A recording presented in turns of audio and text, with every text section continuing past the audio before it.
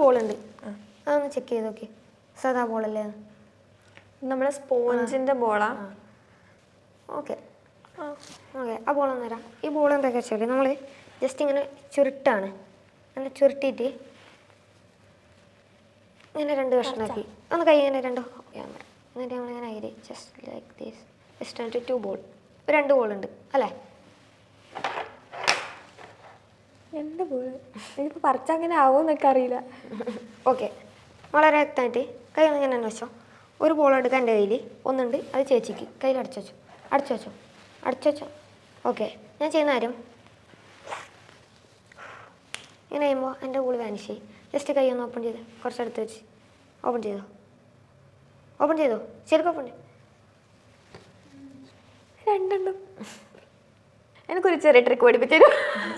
നമുക്ക് വീഡിയോ കഴിഞ്ഞിട്ട് പഠിക്കാം. ഓക്കെ.